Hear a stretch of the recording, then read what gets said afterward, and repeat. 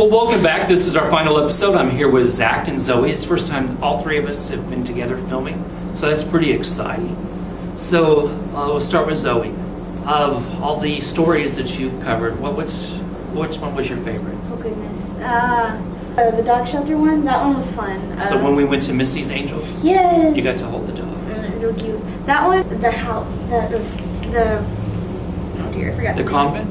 Yes. Okay. That was fun, and just playing around. That was great. Well, what was so interesting about the convent episode that we went to Stanton and kind of explored the haunted convent was that it was left open in the middle of the day, and then we were just able to walk in like, oh, we can help you. I didn't know it was, but it's just because it's been abandoned since such a long time, and it's so old. The renovating and all, it's amazing. And to think that people lived in there a long time ago and they're gone, it just boggles your mind. It does boggle you. Okay, so Zach, what was your favorite story that you worked on? I like the convent was neat too. It was fun roaming around illegally roaming around in the convent. Nobody needs to know that. Yeah. Well, we're on camera now, so it's okay. But yeah, that one was cool. I thought Shafter Lake was neat. You did do that one. Left right? my shoes, yes. Yeah. Well, yeah, we left your shoes. But that was. I liked the daytime more than the nighttime because the nighttime we went with too many people, and there was lightning and thunder, and you couldn't see anything. So. And arachnophobic. Thought that you saw a spider. Yes. And so never go to a place looking for ghosts, spirits, or anything that bumps in the night if you have somebody who's afraid of spiders.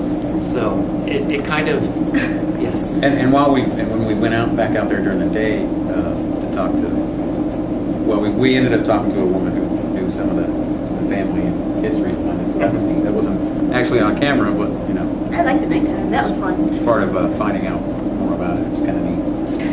Because I'm the only person who's had to be in every single story of every single episode, so that's what happens when you're in charge.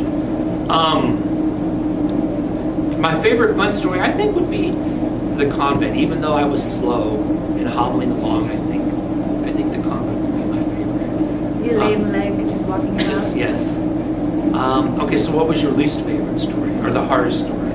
Hardest or least favorite? Well, you know what? I can't really say because I really genuinely enjoy all of our stories that we've done. Well, you get to do all the fun stories. I do. You got to do 2 art. The art shows. Those are great. You got to do the mall for the talent search and interview people there. Got to do the White Pool House. The White Pool House. That was an interesting place to be.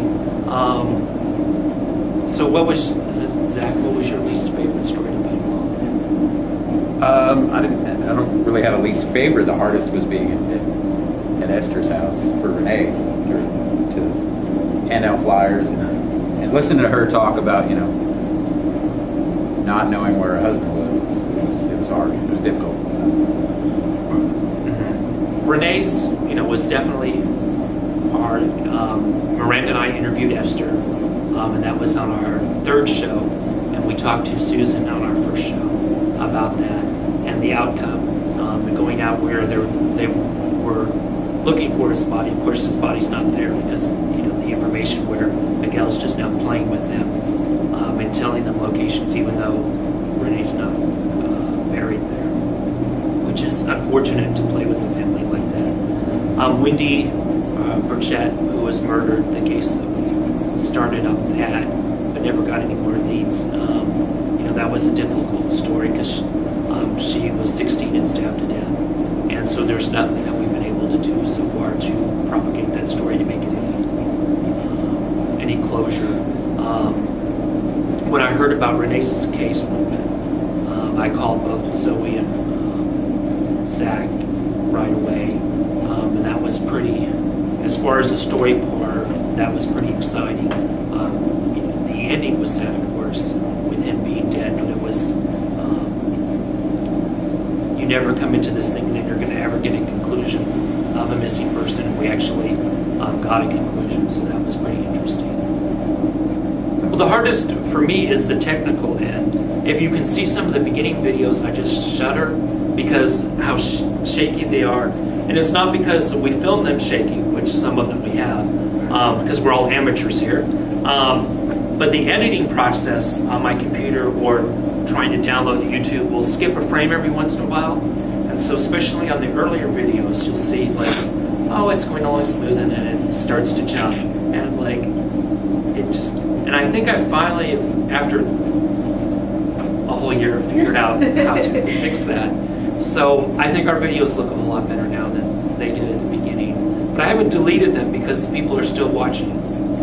Now you may think everything just goes smooth and wonderful, and it doesn't. So at first we're going to look at some videos of Zoe trying to remember who she is and where she is. This is the Check 1, 2, 3, 4. Check. 1, 2, 3, 4. Check. 1, 2. Yeah, I can hear it out of here. Are you done checking? Nope, he's not done checking.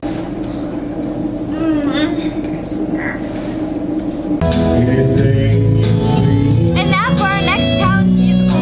Disappeared. Okay, keep going. Now our next musical talent search.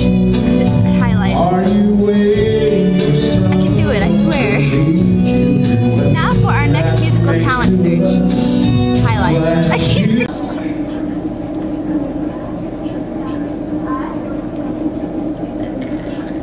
One eye's bigger than the other. Sweet baby Jesus. No. On today's show, Daniel Ryan will preview the primary election, which starts voting today. Interviewing Democratic On today's show, Daniel Ryan will preview the primary election, which starts voting today, interviewing Democratic County Commissioner candidates for Precinct 3. Ernest Salgado and Steve Tenate. Okay, let's film. And this is my favorite, these three. Oh dear. This is a DJ's Cake, which is located on 8 Because it's numbers! I can't remember numbers! I don't know numbers. This is a DJ's Cake, which is located on 8 East 8. This is Zoe Alvarado, and I am here at DJ's Cake, which is located at 20... Wait. This is Zoe Alvarado, and I am here at DJ's Cake, it's located at 12... Think of yourself trying to even write it on your hands. Sometimes you still couldn't get it. I don't remember numbers, and when I get nervous or excited, I speak in a higher tone of voice. Like you're doing now? Yes. Okay. Okay, so, but Zoe's not the only person who has problems. Damn right. So now let's look at some of Zach Gerard's favorite moments. Alternatively, if you have a tip and just haven't called Crime Stoppers, you're. Hello, this is Zach Gerard, and what is it? Wow, I forgot already.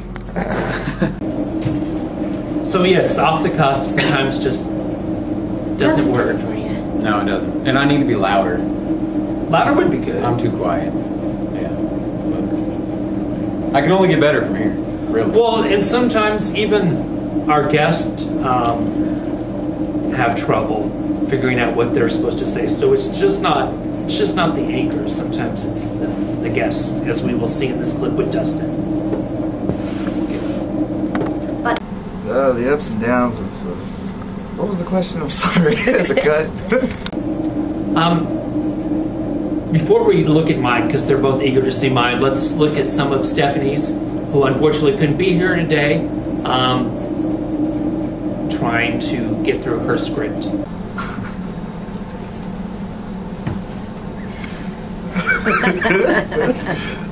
Cut. And finally, what advice would you give to people who want to break into the television? Let's do that. So now it is time to, yes, mine. Are you excited about this? Okay, here we go. Hi, this is Daniel Ryan with Odessa After Dark, and we're continuing on with our Find a Grave story. We're here at the Cahoma Cemetery in Cahoma, Texas. Now, one of the interesting things with West Texas cemeteries is, well, I guess, let's try that again. Hi, this is Daniel Ryan at the Odessa After Dark. 30 years ago, Odessa was pretty much a wild place, filled with strip joints, oil workers, and violence. That's what leads us to our next case of Jeanette. Okay. Hi, this is Daniel Ryan with Odessa After Dark. On this week's episode of Odessa After Dark, we travel with Angela Williamson and the Mid-Cities Paranormal Network as we investigate the Ector Theater. Are there spirits there? Are there people watching us from the balcony? These are some of the questions we'll ask ourselves during our investigation. And when you don't have your glasses, you lift your eyebrows up and like you're staring into. Well, it was the phone that threw me off. Like, and that took like 6 or 7 takes to get to that one, and that was like really a good take. It's my phone too, sorry. And some ideas that we've had that we didn't ever get to use is I thought it would be fun. This was probably about episode 4 or 5. I thought it would be fun to have like an interesting, fun beginning instead of just the average beginning of saying this is Odessa After Dark. And so these 5 takes are us trying to come up with a fun beginning, and these have never been seen. So here we go. All right.